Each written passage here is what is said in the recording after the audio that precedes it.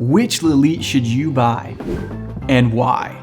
A quick history of LELIT before we get started. LELIT is an Italian company that was founded in the 1980s and first started producing espresso machines in the 90s. They didn't release anything under their own name until 2002 when they came up with the Anita model. Since 2022, they've been owned by Breville, which is really exciting because Breville is known for pushing boundaries. They specifically looked to partner with LELIT because LELIT is known for the same thing. They've constantly been pushing the boundaries in home espresso and doing interesting and unique things, so it was a great synergy between the two brands. LELIT has been diversifying its lineup of espresso machines for a little while now. I'm sure everyone is familiar with the Bianca, and we'll get to that, but we want to focus on their newest product, the Kate. The Kate and the Anita are both all-in-one machines similar to the Breville Barista series of machines. I have the Kate here in person, but the Anita is a slightly scaled down version of the Kate. I'm gonna focus on the Kate today. Like I said, it's an all-in-one machine. That means it has a built-in grinder. But this is different from some of the other all-in-one machines because it's a little bit more traditional. It has an actual boiler inside of it instead of a thermoblock. That boiler is controlled by a PID, and you get the LCC or LELIT Control Center to control things like your brew temperature, your pre-brew timing, and all sorts of different fun features through that LCC. This machine, I think, is for somebody who needs an all-in-one machine, maybe because of convenience or space, but you want something that's a little bit more rugged and sturdy than something like the Breville Barista series. This machine, instead of just having stainless steel cladding, it's more solid. This thing weighs a lot more than some of those other machines. The traditional boiler means that heat up times are a little bit longer, but you get better brew temperature stability and better steaming power. You also get access to the single boiler pre-infusion hack where you can bleed off some pressure by opening the steam valve while your espresso is brewing and control pre-infusion a bit that way. The drink I would make on this machine is a quick cappuccino. Just something with a straight ahead medium roast that's gonna pair really well with milk. And I have to make a note because I got corrected on it in the past. LELIT recommends brewing your espresso first and then steaming your milk. This is the reversal of what we normally recommend for a single boiler machine. The boiler heats up really quickly to be able to steam, so it's actually faster to do it that way than steaming first and brewing after. Here we have the Victoria and the Elizabeth. Starting with the Victoria, this is very similar to the Kate. It has the same internals with that single PID controlled boiler, but the grinder's not built in on this model, so you can choose whichever grinder you want to pair with it. Oftentimes, I'll hear people cross-shopping the Victoria with machines like the Rancilio Silvia, but this has a little bit of a leg up because the PID is built in from the factory, so I think it's just a little bit easier to use. In the past, we focused on the Victoria as a good machine for somebody who doesn't do many milk-based drinks. It still has a steam wand, you can still make a latte or a cappuccino quickly, but I think this machine is well suited for somebody who does a lot of straight espresso and Americanos. So that's the drink I would make on this machine. My daily driver for coffee is something I've heard people call like a little buddy or an Italiano. It's basically just a really small Americano, just a few ounces of hot water and espresso. I like it because the strength is similar to espresso, but I can sip it for a little bit longer because there's just a little bit more volume. Have you heard this called by a different name? Let me know in the comments. I'm trying to do a little survey here. Staying in the same design lane with this stainless construction and rounded corners, we have the Elizabeth. This machine can brew espresso and steam milk at the same time because it's a dual boiler. It also has a cool party trick where it uses the pressure of the steam boiler to offer pre-infusion. The pressure from the steam boiler forces a little bit of water through the brew pathway, through the shower screen and onto your coffee without turning the pump on. I don't know of another machine that does this in a similar way. If you know, let us know in the comments.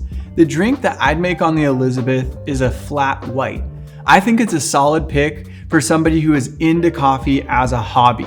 Maybe a former barista who wants to keep their milk steaming and latte art skills on point, or somebody who's just been into home espresso for a long time. So that flat white would be great on this machine.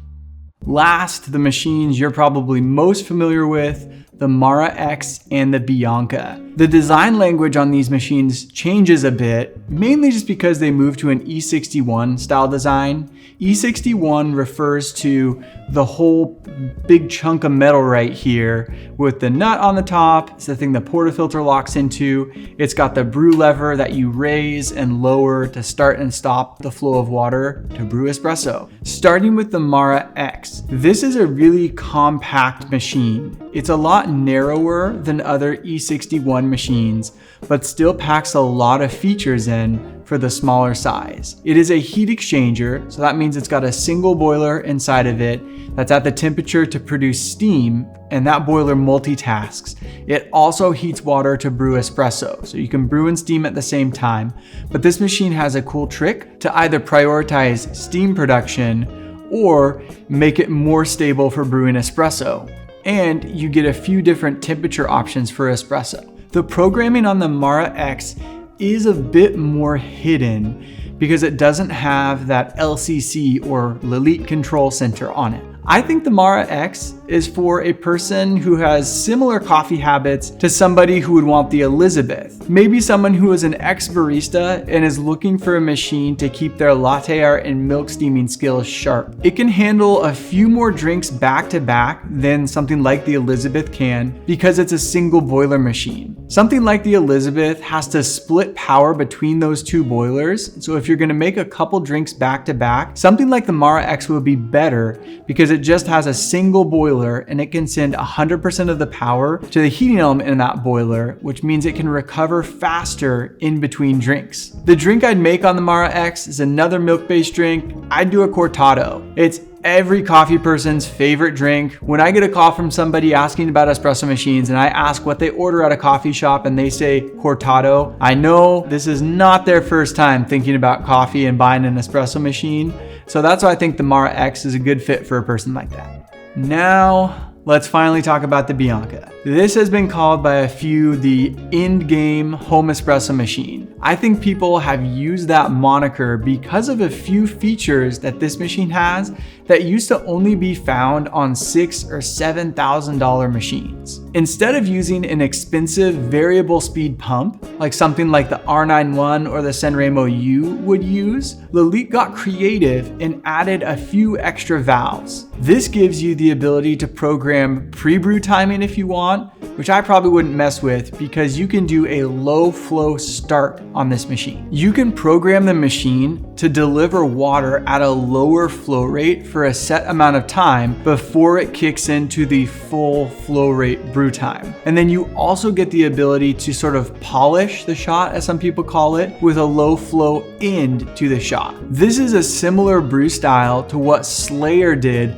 so many years ago. And now that machine is at least 3 to 4 times what the Bianca costs. Those features are really helpful if you're somebody who likes a lot of light roast espresso. One of my struggles with brewing lighter roast coffees as espresso is you have to extract a lot more from them to get them to taste balanced. Increasing extraction usually means running more water through the same coffee. And on a traditional machine where you can't change the flow rate of that water, this means your final product is more diluted and often lacks that syrupy, thick mouthfeel that you want from an espresso. When you have those options for a low flow start and a low flow end to your shot, you can increase extraction without affecting concentration as much. So you can get a sweet, balanced, fruity shot of espresso that's still really syrupy and has that rich mouthfeel that you're looking for in an espresso. This machine also has PIDs on both the brew and the steam boiler, so you can control the temperatures of those individually. It does come with a flow control kit already installed. Personally, I'm not a fan of flow control. That's my hot take for the day.